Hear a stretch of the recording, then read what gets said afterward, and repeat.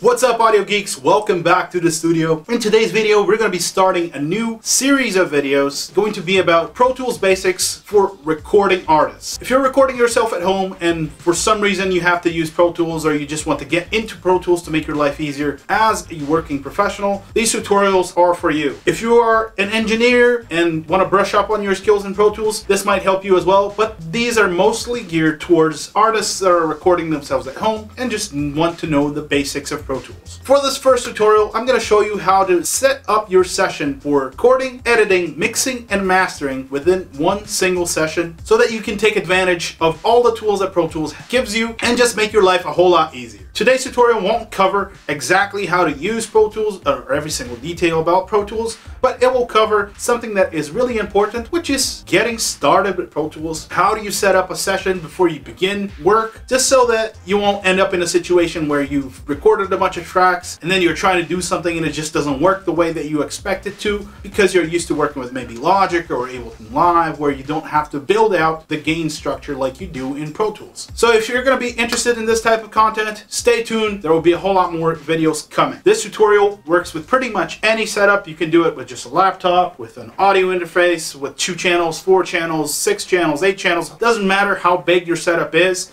Your template will be exactly the same no matter what setup you have. This will work even on a big setup like mine, where I have an analog console with 48 channels of in and out. This will work pretty much the same. Let's get into it. Once you fire up Pro Tools, the first thing that you'll notice is you'll be on the Create dialog. You'll have your dashboard up. What you want to do is create a new session that you can name Session Template. Make sure that you're selected local storage. Your file type doesn't matter. None of the other sessions matter, but here are some pointers that will help you understand what's going on here. The file type you should always set to broadcast wave files. This is the standard file type that will work on both PC and Mac. A lot of the time, if you're using Logic, you'll get AIFF files. I personally prefer WAV files because it just gives you a lot more flexibility with other softwares. Sample rate, you're going to pick whatever sample rate you need. Remember that the sample rate cannot be converted later on. If you can convert something later on, you won't get any of the benefits of using a higher sample rate. But for this tutorial, it really doesn't matter. As far as bit depth, for this tutorial, it doesn't matter. You should always use 32-bit float files because that gives you a lot more headroom when it comes to digital clipping. Just remember that this does not affect the clipping from your converters, but it does affect clipping with digital files. Finally, the one setting that does matter is your I/O settings, which in my case I'm going to select last used, but you should use whatever is right for your setup. In another video, we're going to go over how to set up the I/O dialog for your needs within your setup, and this will obviously change from setup to setup. In my case, I'm just going to pick last used.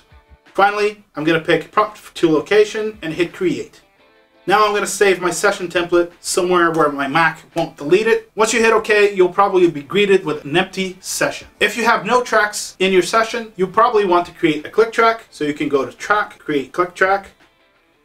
There's no shortcut for this, so you actually have to go into the menu and do it. But you might also have started your session with the click track already created. So the next thing that we're going to do is start building out the gain structure of our mixer to allow us to do those things that we need. So to do this, we're going to need a few different track types, which I'm not going to go over in detail, but we're going to talk about it a little bit in this video. So I'm going to create 2 audio tracks. Remember, these have to be stereo audio tracks. I'm also going to create 3 stereo aux input tracks and 1 stereo master fader track.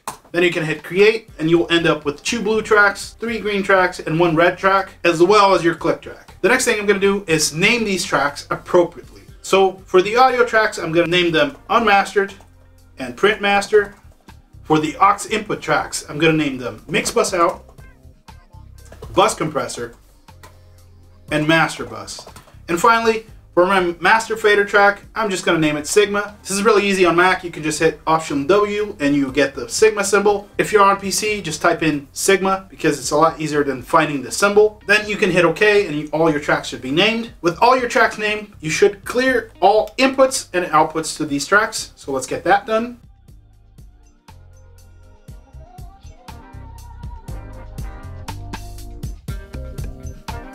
Okay, now that the routing is cleared, we can start routing our mix. Basically what we're going to be building is something that I call the master section of your mixer. The master section serves to do a few different tasks that are really important. Basically, it will hold your mix bus, which is the track that will essentially sum all your signals together. It will hold your bus compressor, which is the track that you're going to use to do any processing that you want to do over your entire mix, like say a bus compressor or a 2-bus EQ or any tape emulation that you want to apply to your entire mix. And it will also hold your master bus, which is essentially the processing rack that will serve to master your mix once you're done mixing. Your master section will also hold the print tracks for both your mix and your master. And finally, it will also hold the Sigma track that essentially works as the volume knob before your signal goes to your monitors. Before we start routing, let's drag some of these tracks around just so they make a little bit more sense.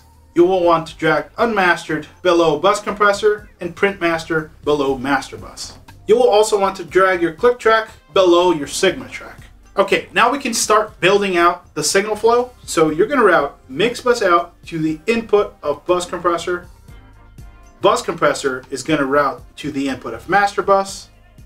Master bus is going to route to your stereo out.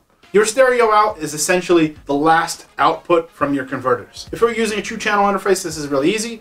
If you have more channels, you're going to use whatever you use to feed your monitors. Next, what we want to do is set up our secondary routes, which are going to be used to print our tracks. So we're going to go to bus compressor and holding down Control on Mac or Windows key on PC, we're going to select the input of unmastered. That will essentially mirror the output of bus compressor to 2 different tracks. We're going to do the same to master bus. We're going to hold down Control on Mac or Windows on PC and route to Printmaster.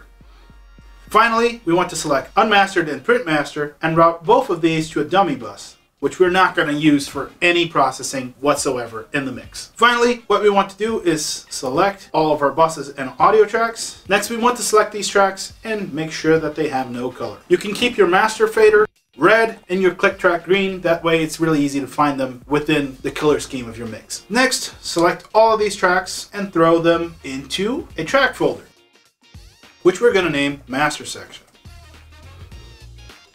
Let's color that black, just like everything else. So essentially, we have now created the master section of our mix. If you want, you can stop right here and you're pretty much done with your preset. However, I would recommend you add stem buses. I always recommend mixing using stems because it just gives you a lot more flexibility so that you can establish your internal levels within elements of your mix and then change the balance of those larger elements within the context of the mix. Let's understand how this works. Essentially, all of your mix will go to mix bus out, which will act as the mix bus of your mixer. This will sum all of your signals. Next, we have bus compressor, which will be where we're gonna add any inserts that we want to insert to our entire mix. And the reason we're doing this on a second track is because plugins on aux input tracks are always pre-fader, meaning if you move the fader, it won't affect the plugin. That means if we move the fader to mix bus, we can tweak the headroom before the plugins of bus compressor, which gives you a little bit more flexibility when it comes to the processing done on the bus compressor. The next track, unmastered, will essentially hold your mix. Once you're ready to print your mix, you can just arm this track and record to it, and that will record the output of your entire mix. Next, we have master bus, which will essentially act as the mastering rack for whatever you've done on your mix. So this is where you're going to insert any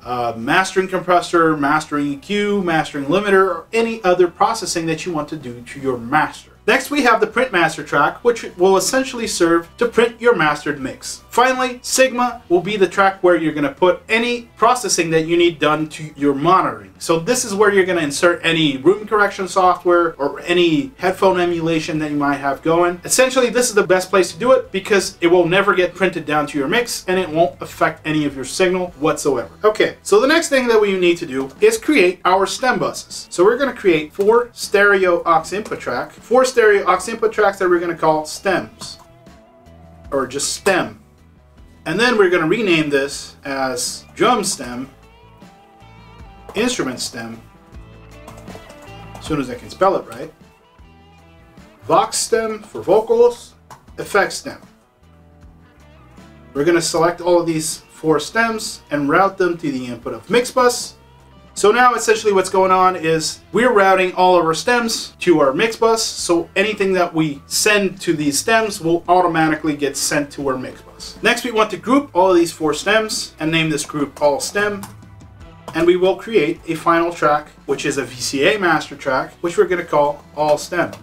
And we'll assign it to the group all stem. Essentially what we've done is now that we have our stems, we have essentially a master volume for our entire mix before it goes to the mix bus out track. So if we need to tweak the volume of our entire mix, we can just drag down the all stem track and that will tweak the volume of our entire mix without changing any of the balance between the stems. We also retain the individual control because we're using a Vca Master Track.